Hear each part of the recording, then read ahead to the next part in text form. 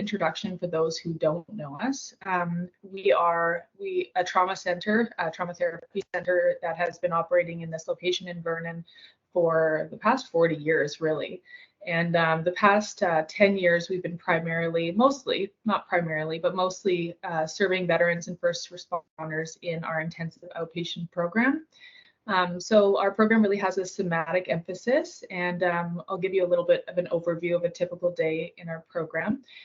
In the morning, we do a group check-in, just make sure everyone's doing okay, connect, maybe do some breathing exercise to get kind of regulated and connected and ready for the work of the day. And then we will go into trauma-informed counseling, or EMDR, which we'll be covering today. And then that is followed by self-regulation training, which really works well with EMDR, just to, sometimes counseling and especially trauma therapy, it can bring up some things. And we really don't go into gruesome details or anything in therapy, but we focus more on the feelings and processing it in the body. And so even though we try to ensure safety and that people are feeling comfortable during their trauma therapy, it still can be an emotional experience. So following it by self-regulation training, which we use primarily HeartMath. We have an amazing HeartMath facilitator. His name is Dirk. And he will work with our clients to do heart coherence exercises. So that's bringing the heart and the brain into coherence using breathing strategies and intentionally invoking positive emotions, and that really helps to just calm the nervous system. So after that, we have a break for lunch, and then in the afternoon, we do a lot of experiential and somatic exercises and experiential things like equine therapy, trauma yoga. We even do float tanks, lots of psychoeducation, and a lot of really cool group experiences. So with that, I'm going to pull up our PowerPoint for today on EMDR, and I will introduce Dr. Rochford. Just going to make sure I can share my screen here. So I'll introduce Dr. Rochford. Dr. Rochford has decades of experience in trauma therapy, and she has a healthcare background as a registered nurse. And she later did master's and doctoral level training in counseling and psychology, and she is an EMDR certified therapist as well, as you can see by all of her beautiful certificates and whatnot behind me. She is a very skilled educator, and I am pleased to share it with her. Hey, take it away. Great. Thank you so much, Adrienne. And again, welcome. We're humbled that you're choosing to spend your lunch hour with us, and that's great. So today I'm going to talk about EMDR, which you may or may not have heard of. It stands for Eye Movement Desensitization Reprocessing. It's kind of a big acronym, and I'll be explaining a little bit about that in a moment. So EMDR has been a real breakthrough in trauma therapy. Prior to that, we're really, utilizing cognitive strategies, CBT, desensitization, talk therapy, things like that. But with the advent of EMDR, we found that we're able to really facilitate change in terms of reduction of symptoms and, enabling people to process these traumatic experiences, emotions, thoughts, bodily sensations, put them in the rightful storage place in the hippocampus, and move on to build productive and happy lives. Sorry, just one moment here. I'm just having a bit of technical issues here. This is very different than Tunes. I'll just start. I'll speak off the top of my head. As Adrienne mentioned, one of those things on the wall, which my family jokingly refer to as my parking tickets, is actually an EMDR certification. I haven't looked at it lately, so it was a number of years ago that I did the training, and it's radically changed my practice and the practice that we do here at the clinic. So EMDR was started by a psychologist called Francine Shapiro, and this was in the 70s, the 80s, So she was a psychologist. She was walking through a trail in a park, trees on either side. She had some kind of issue on her mind.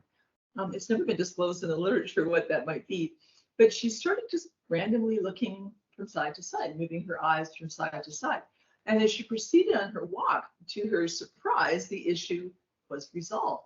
And she became quite curious and like, what's this all about? So based on that, she went on to do a lot of research and develop a whole school of trauma therapy, which we now know as EMDR. It's widely researched and has become the gold standard in terms of treatment. All the major organizations, such as VAC, WorkSafe BC, ICBC, insurance companies, this is the preferred mode of treatment that everybody wants us to use these days. How do we develop these traumatic memories? So something happens, and I'll use myself as an example. So where I live, in the Okanagan here, we have a lot of forest fires. So the sensory input for me would be, I can think of a number of years ago, sitting in my home and looking at the hillside, right directly across from me, it was a wall of fire. So now we've been having these fires every year, and so clearly they trigger certain kinds of thoughts, beliefs, emotions, and so on with me. So Friday night, I'm looking at this wall of fire advancing across the hill across from me, heading toward the garbage dump where there's flammables. So I'm getting really concerned about explosions and so on. So what happens? So in terms of emotions, I'm getting scared, quite frankly. I'm frightened. My thoughts, what if the fire jumps the lake?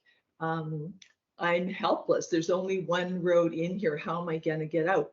My bodily sensations, trembling, anxious.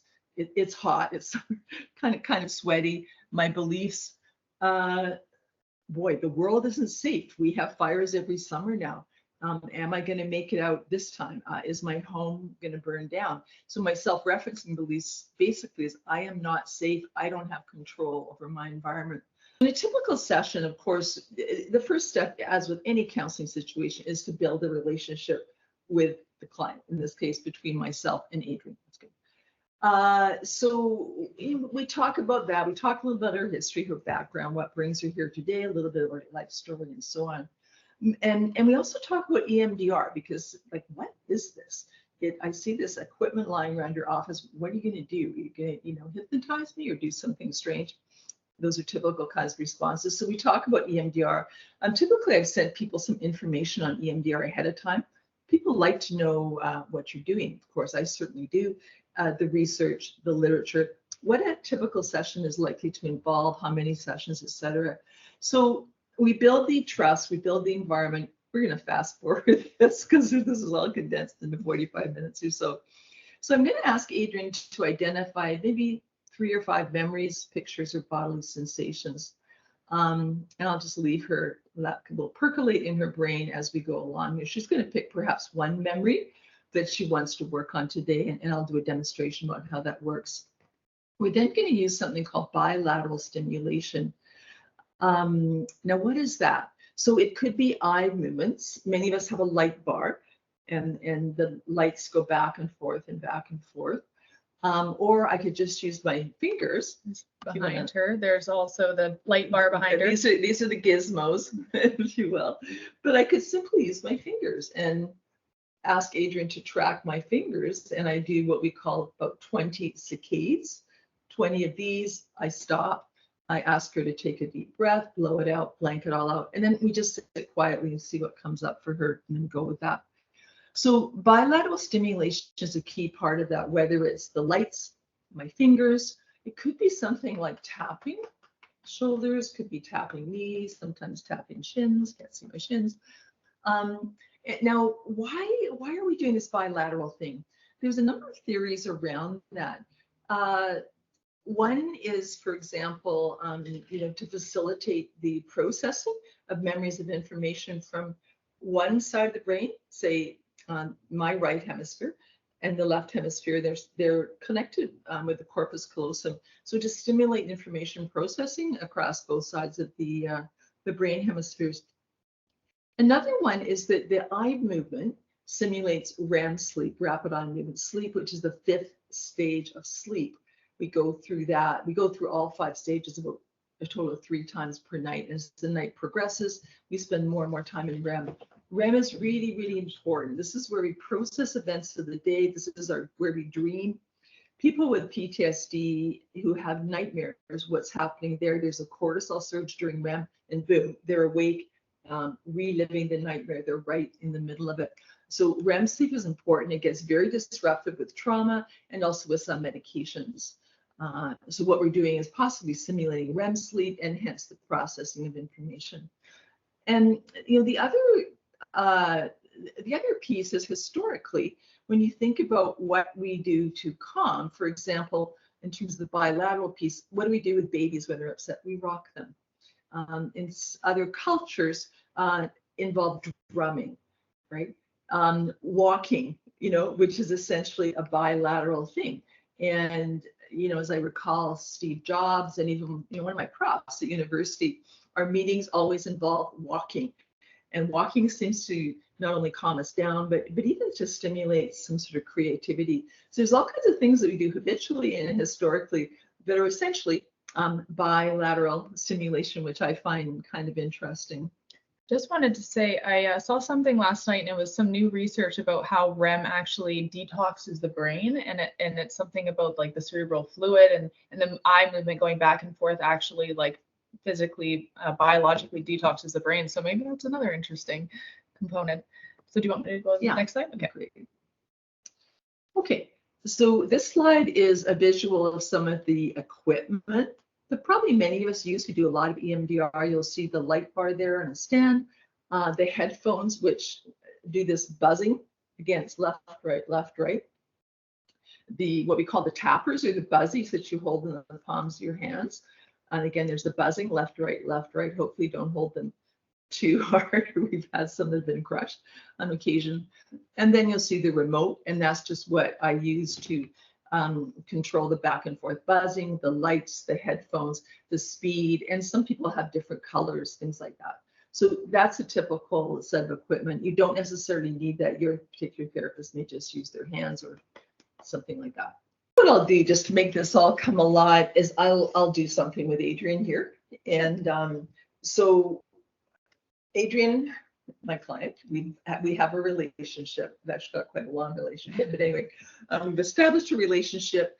She's come to me presumably with some issue around trauma. So what I am going to do, we are going to decide on which piece of that issue she wants to work on today. Prior to doing that, though, we need to do what we call some resourcing. So I'm going to ask Adrian to think of a place where she feels calm, at peace, her happy place, her safe place, whatever you want to call it, and to imagine that with all of her senses. And then I'll do a bunch of about 20 saccades to install that place. So this is a resource state. And sometimes you can anchor it, with an ear tug or a kinesthetic anchor, such as your knee, something like that. So this is so, if she starts to get into a place of hyperarousal, she's got a place to go back to. So I'm just going to ask you, Adrian, is there something that comes to mind? Your happy place, your peaceful place? Yeah, I would say pretty stereotypical, but laying on a beach, I think in Mexico. Okay. Where it's nice and warm and I can feel the sand in my toes, and there's a nice breeze and beautiful blue sunny day. Okay, so I'm going to ask you to imagine that with all your senses and even magnify it times 5, times 10, if you will, and we'll just install that, okay? And just watch this. Is that the right speed, slower, faster? That's good. Okay, so do this about 20 times. Until Adrian really feels this in her body, all the sensations, the blue sky, the warm sand, what it feels like on her skin, maybe some sounds, maybe some odors. Olfactory is the fastest connection to our brain.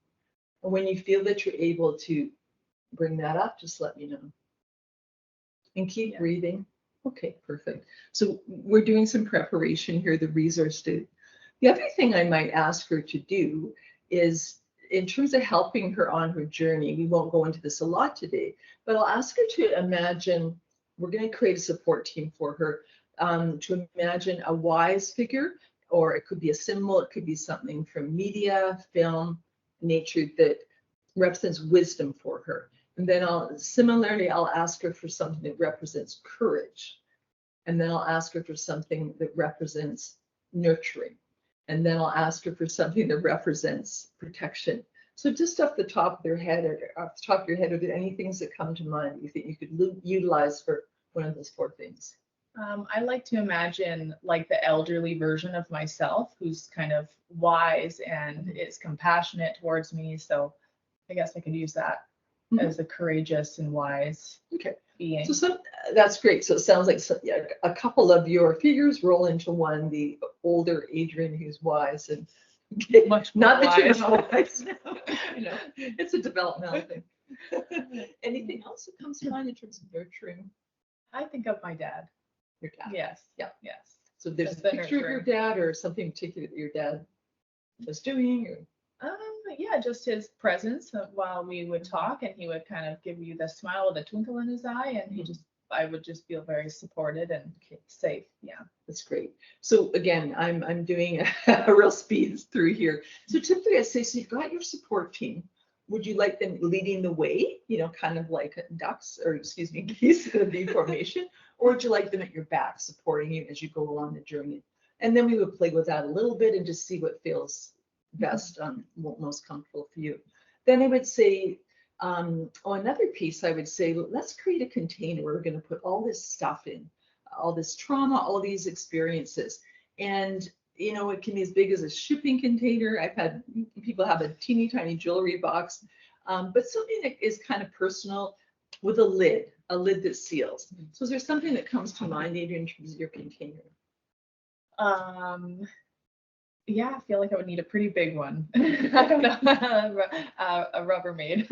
A big, like a Rubbermaid tote. Like a Costco tote. Yeah, the black with a firmly sealed lid. So yes, they're hard. They're hard to get off. They're hard to. Okay, I mean, on occasion you're going to want to take it off and take something out, but most of the time we're going to leave things put away in that container because you don't want to deal with everything at once. So let's choose an issue to work with today. So one thing that comes to mind is when I was younger and being at the ski hill, and there being a 2-person lift, and my dad going up with my brother and just saying, okay, you'll have to go with someone else. And for some reason, it just terrified me to have to go up the ski lift with a person I didn't know. Terrified me. Okay. Panicked. So let's choose an image that represents the worst of that, a picture, and then we're going to put it on a screen and pop it up on the wall with an image. Maybe it's of them getting on the lift and me being alone as a small child in the lift. Okay, so the image is the 2 of them on the lift. It's a 2-person lift.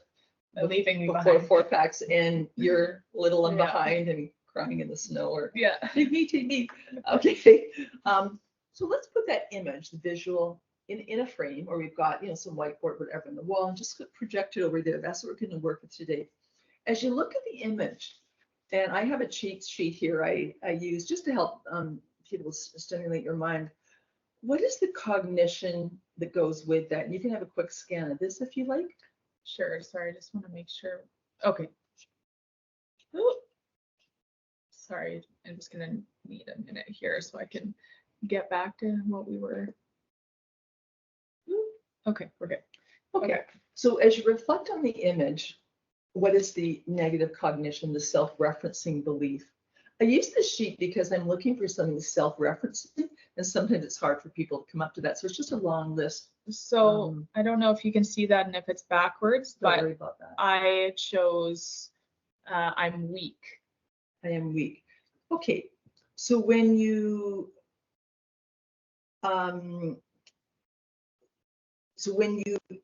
reflect on that picture and that I am weak, flip to the other side. What would you prefer to say about yourself? Ideally, where do you want to go with that? I would choose I am strong. Okay, I am strong. How true does that feel to you right now? 1 to 7. 1 is not at all completely false. 7 is, yeah, I totally believe I'm strong. Right now, as an adult, maybe I would say a 5. 5. That's pretty strong. Let's loop back to the negative one. Okay. When you look at that picture, is there a negative belief?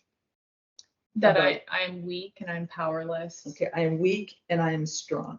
Okay.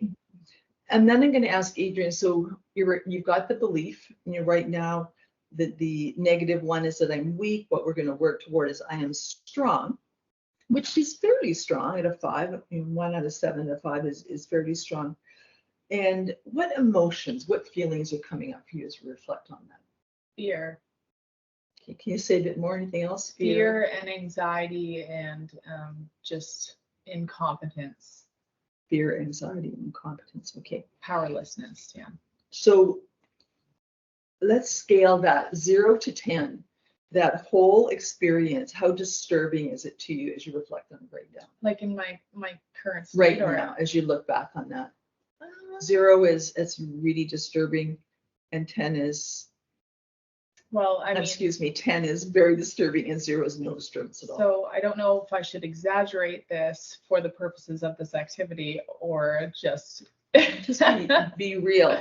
Okay, well, because we are choosing a very mild incident, I will just be honest and say it's about a 4. But normally you'd be processing something that's a lot more distressing, so you would have a much higher score. But just for the purposes of being more authentic, we'll go with a. Okay, so that's still kind of disturbing.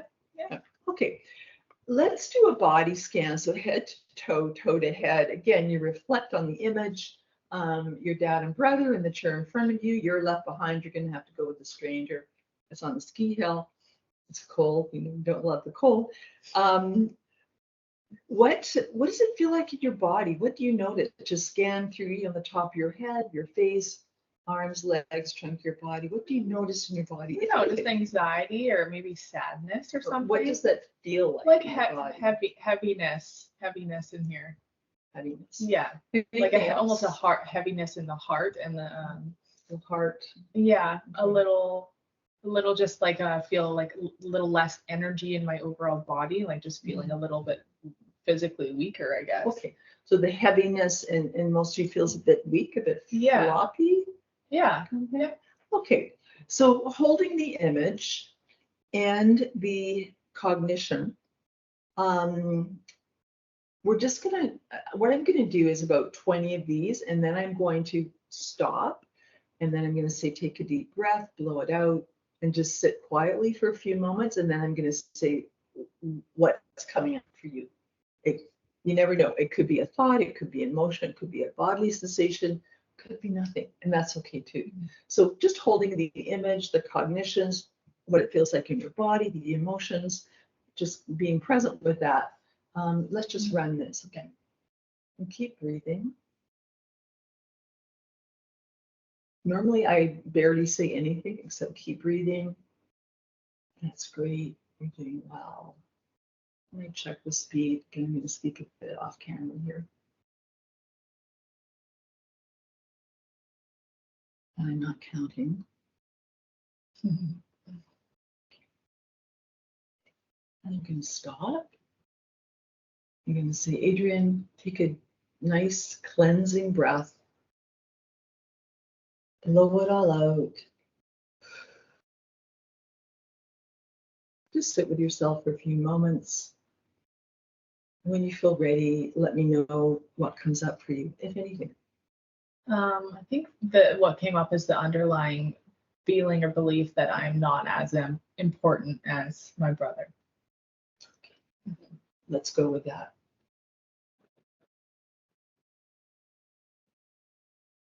Okay, a big cleansing breath. Blow it out. Blink it all out. And just sit quietly for a few moments. And again, see what comes up for you. I actually had a thought of wondering if maybe it was because my dad thought that I was actually stronger than my brother, and that's why he did that. But now I'm doubting that. But I don't know. Just I saw a different perspective that I hadn't seen before. That maybe he was being protective of my brother because he's younger than me and didn't want to send him on his own. Never thought of that before. It makes so much sense. Let's go with that.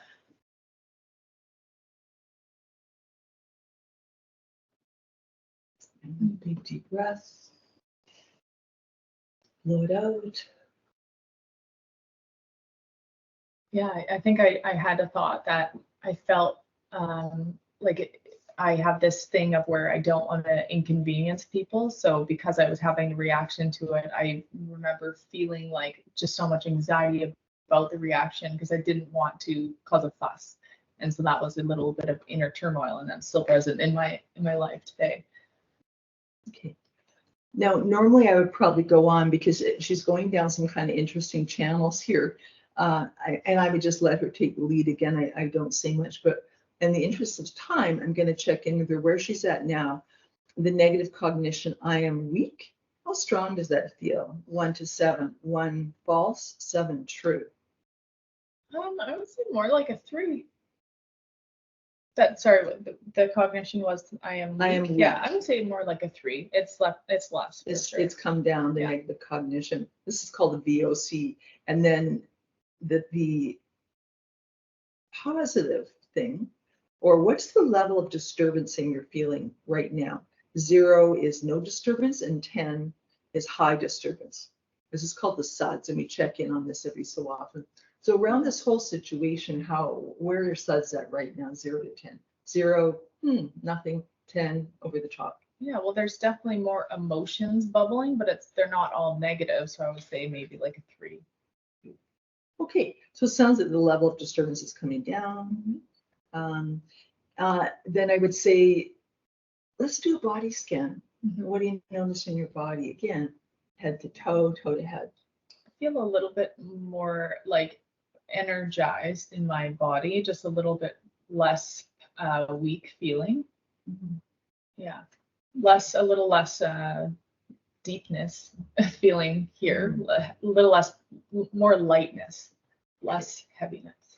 Yeah. So, and then we would say go with that. This time, let's switch to this just to demonstrate a different strategy. So let's do, we call this butterfly hugs or butterfly tapping. So let's do this. And again, you've got the same image, the thoughts, the emotions, your bodily sensations, and some of the things you've just alluded to. Let's just do that and keep breathing. You don't need to think about anything. Okay, we can stop. Breath in. Breathe it out. And what are you aware of, if anything? Just that there's always more to the story. Yeah, that the thoughts that I tell myself are not always true. Okay, let's check where our time was here. So this is what we would call an incomplete session. So typically how we conclude an incomplete session is I'll say, okay, Adrian, the things we've spoken about today, the image, the thoughts, the emotions, the body sensations, let's put them back into your container, your Rubbermaid tote. Let's put the lid on, nicely sealed, and stack it away. We don't need to visit that till next time. I would also let her know that, in between sessions, some things might come up for her.